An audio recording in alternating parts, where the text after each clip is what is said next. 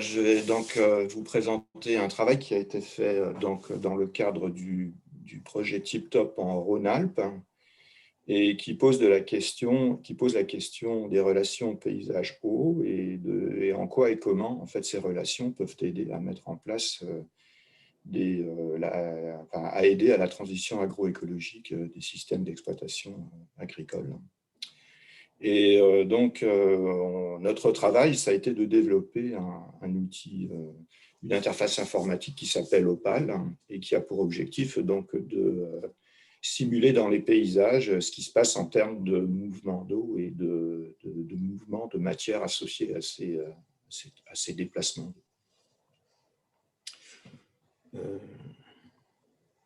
Donc là, vous avez une diapositive qui donne un récapitulatif en fait des partenaires et puis des laboratoires qui ont travaillé sur le sujet. Je vais passer. Notre problématique, en fait, elle est donc, comme je l'ai dit, en fait, elle pose la question de la transition agroécologique qui doit normalement aussi se poser sur des questions, sur des échelles larges. Il n'y a pas que des échelles de la parcelle qu'il faut raisonner dans cet objectif de transition agroécologique, c'est aussi des échelles plus larges qui se posent à l'échelle du territoire. Et donc, notamment, des questions qui sont relatives à l'intérêt, aux écofonctionnalités du paysage, en quoi les paysages peuvent aider dans ce contexte-là à mieux protéger les ressources naturelles, que ce soit l'eau, les sols ou les habitats. En quoi les paysages peuvent-ils aider à mieux, à la fermeture et au couplage des cycles des éléments nutritifs, éviter les pertes, faire en sorte que l'ensemble des éléments nutritifs soient valorisés par les biomasses du territoire, et puis en quoi les paysages peuvent-ils aider et comment pour donc, le contrôle des pollutions et des contaminations et donc l'impact aval des ressources aquatiques. Donc, lorsqu'on regarde un paysage, en fait, un paysage, c'est un objet, un système un peu complexe, en fait, qui est caractérisé par des mosaïques, par des formes, par des structures, et puis aussi par des flux. Alors, ça peut être des flux d'eau, ça peut être des flux de nutriments, ça peut être des flux économiques, des déplacements de troupeaux. Donc, il y a un ensemble, en fait, de choses qui s'opèrent dans un paysage. Et lorsqu'on cherche à analyser la façon dont tout ça s'organise, on met en place, ça demande en fait à mettre en place des approches pluridisciplinaires qui concernent à la fois la géographie humaine et les sciences biophysiques, et ceci dans l'objectif donc d'optimiser les mosaïques paysagères pour qu'elles puissent donc apporter, créer de nouvelles écofonctionnalités. Et puis pour que ça puisse aussi aider à tester des scénarios sur différents types de territoires ou sur des versants ou sur certaines unités du paysage.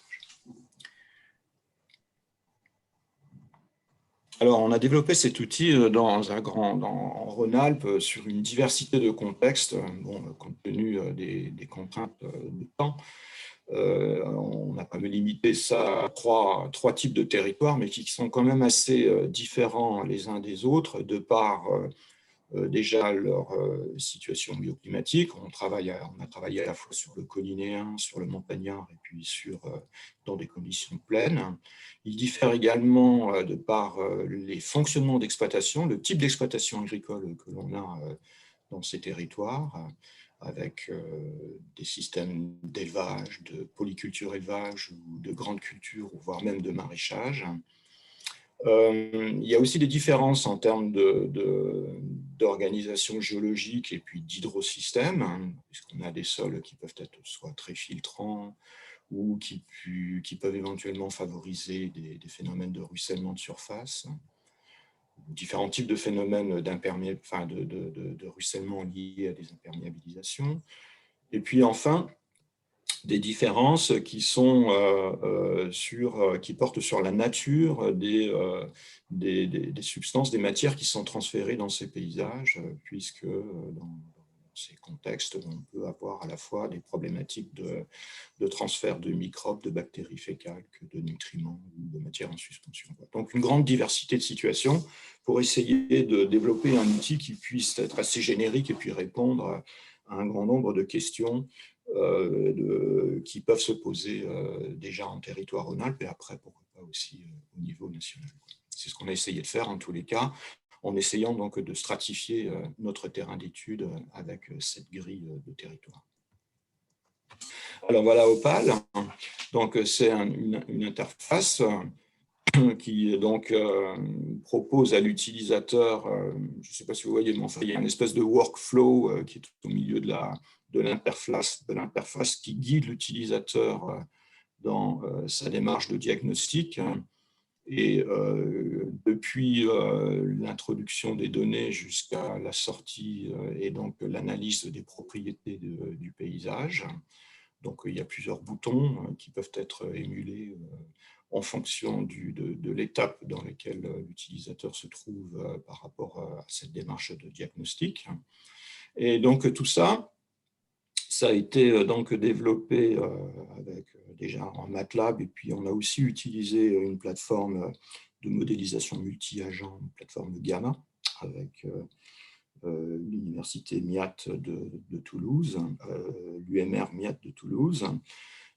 Et donc différents langages de programmation, différentes plateformes, et pour considérer en fait différents types de modèles que j'ai énumérés à droite là, sur la diapo, qui sont donc des modèles relatifs à la fabrique du paysage. En gros, on cherche ici à savoir comment se structurent, comment se composent les paysages en lien avec le fonctionnement des exploitations agricoles et des règles de décision qui sont prises par les exploitants pour l'attribution des pratiques dans l'espace et dans le temps. Un deuxième volet de modèle qui concerne les trajectoires d'eau dans le domaine de calcul. Qu'est-ce qui se passe en termes d'échange d'eau avec l'atmosphère, avec les biomasses? Qu'est-ce qui se passe le long des pentes? C'est ça qu'on a cherché à référencer. Et puis, un troisième type de bibliothèque qui concerne les transferts paysagers. Qu'est-ce qui se passe en relation avec les mouvements d'eau? Est-ce que les matières sont mobilisées ou pas? Est-ce qu'elles sont transférées à l'exutoire des paysages, ou au contraire, est-ce qu'elles sont rétrogradées, retenues, stockées? Et enfin, on a tout un ensemble de bibliothèques qui permettent de valider, de confronter en fait les résultats de ces différents modèles aux observations qu'on peut avoir sur le territoire. Alors la démarche, je l'ai représentée ici, on l'a représentée ici avec ce graphique. Vous avez donc une surface qui représente le domaine de calcul. Là, vous voyez qu'elle est pixelisée. En fait, il y a donc des cellules qui sont représentées dans ce domaine de calcul. Sur chacune de ces cellules, il y a des calculs qui s'opèrent, soit des calculs de bilan d'eau, soit des calculs d'échange. Donc, le premier plan représente le paysage tel qu'il est fabriqué à partir des règles de décision qui sont formulées dans les exploitations agricoles. Donc, on arrive en fonction de ces règles de décision à localiser dans l'espace les différents types de cultures et puis les différentes pratiques qui sont associées aux cultures. Le deuxième plan, alors vous voyez que dans ce premier plan, il y a des pastilles blanches qui sont représentées. Ça représente en fait des pratiques qui opèrent une pression sur le paysage, et du fait de cette pression, il y a un certain stock en fait de nutriments ou de contaminants qui peuvent être développés sur le paysage, créés sur le paysage. Et ça, c'est le deuxième plan. On voit qu'en association à ces pratiques de pression, il existe donc des stocks qui ont été produits. Le troisième plan, c'est qu'est-ce qui se passe lorsque ces stocks sont confrontés à des mouvements d'eau. On voit qu'il y a certaines, tout ou partie en fait, du stock précédent qui peut être mobilisé, quoi. Par exemple, ça va être des lames de ruissellement qui viennent mettre en suspension, mettre en solution ou en suspension une partie des stocks précédents. Et puis enfin, le dernier plan, c'est un plan qui est relatif au transfert, c'est-à-dire qu'à partir du moment où ces stocks sont mobilisés, où ces particules sont mobilisées dans l'espace de calcul, eh bien, il y en a certaines qui rejoignent l'exutoire et d'autres qui, au contraire, peuvent être bloquées, stockées. Et donc, on analyse en fait le paysage avec plusieurs types d'indicateurs. Il y a notamment un indicateur sur lequel qui sera illustré plus tard, qui est l'indicateur en fait de transfert, qui simplement résume la quantité de particules, en fait, de ronds noirs ici, là, qui ont été transférées à l'exutoire par rapport à ce qui était donc déposé par les pratiques. Ici, il y a 2 particules, on le voit sur le graphique, qui ont été exportées sur 8 particules qui étaient produites dans le deuxième plan. Donc, on a un indice de transfert en fait, de ce paysage-là qui est de 0,25. Donc, on reviendra après par la suite sur cette notion d'indice de transfert avec des illustrations. Donc, les processus en fait, qui ont été modélisés, ils sont représentés sur la partie gauche de la diapositive. Et puis, les modèles eux-mêmes qui ont été développés, c'est-à-dire qui ont permis de mettre en équation tout ce qui se passe dans chacun de ces petits carrés, là, sont développés sont identifiés sur la partie droite de la diapo. Alors, évidemment, avec cet outil, on a plusieurs types de résultats. On a d'abord la possibilité d'analyser les dynamiques de transfert et puis dans le temps. Et on a aussi la possibilité d'analyser les secteurs du paysage qui stockent ou qui, au contraire, exportent. Et on a aussi la possibilité, et ça c'est important pour les modélisateurs, en fait, de confronter en fait, les prédictions aux observations, et c'est ce qu'on a fait donc en développant des outils en parallèle qui permettent donc de confronter Opal à des observations, et ceci sur les différents plans d'information, les différentes couches que je vous ai présentées tout à l'heure. La première couche, là, les 2 premiers graphiques, c'est sur lorsque l'on confronte les paysages qui sont produits par rapport à ceux qui sont observés.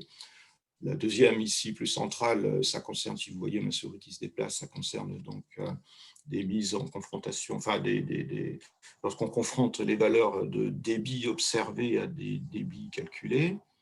Et puis, les derniers graphiques ici, c'est lorsque l'on confronte les flux exportés par les paysages, notamment à l'exutoire des bassins versants de ces paysages, à des mesures de ces flux. Donc, on voit que les modèles sont assez pertinents, il n'y a pas trop de discrepancy, il n'y a pas de biais, donc on est assez satisfait en fait des résultats qu'on apporte avec Opal, et donc ceci pour donc encore une fois une diversité de situations de sol, de topographie, de conditions de fonctionnement d'exploitation. Donc pour nous, c'était quand même assez intéressant de voir qu'on a la possibilité donc de finalement synthétiser un ensemble de savoir et puis de le rendre opérant via cette interface pour donc et crédible par rapport à des observations qu'on peut faire sur différents cadres paysagers. Les autres types de résultats qu'on apporte, c'est des résultats qui permettent en fait de mettre en débat en fait, ce qui se passe au niveau des paysages. Alors ça, on l'a fait dans les 3 territoires qui nous servent un peu de base pilote en fait pour tester ces outils, pour développer, mais aussi pour tester ces outils, quoi. Et donc ici, ce sont des résultats qui concernent en fait le fameux donc indice de transfert là, qui mesure en fait la quantité de pression qui a été transférée à l'exutoire des paysages par rapport à la pression initiale issue donc des pratiques agricoles. Et ça, on l'a fait dans le cadre d'une prospective. Ici, c'est donc dans le territoire montagnard du Vercors, dans le cadre où les questions portent sur la qualité bactériologique de l'eau, donc le transfert d'Escherichia coli, sur des questions de comment on fait dans ce territoire pour maintenir l'élevage dans des conditions où il y a un changement climatique qui est prégnant, quoi, et où, sur lequel on a aussi une forte pression urbaine, une pression sur le foncier, quoi. Et puis, comment on s'y prend aussi pour développer des modes d'exploitation qui soient plus tournés vers la polyculture élevage, c'est-à-dire des modes des modes de production qui permettent en fait de cloisonner l'espace et notamment d'interrompre en fait le continuum de prairies avec des cultures annuelles, ceci pour essayer de contrer la pullulation des campagnols qui affectent donc les paysages d'élevage intensif, quoi. Et donc, on a testé ces différentes hypothèses avec Opal, hein, en mesurant donc cet indice de transfert. On voit que finalement, dans les conditions de changement climatique ou de sécheresse qui peuvent être donc qui peuvent se manifester, qui peut se manifester au printemps, à l'automne ou sur toute la période de l'année, eh bien, les exploitations agricoles, elles vont être amenées en fait à privilégier les pâtures, parce qu'il y a une question de nécessité impérative en fait de maintenir les circuits de pâturage. Et donc, dans ces conditions-là, en fait, on va avoir une extension du semis de bouse associée donc à cette extension des pâtures.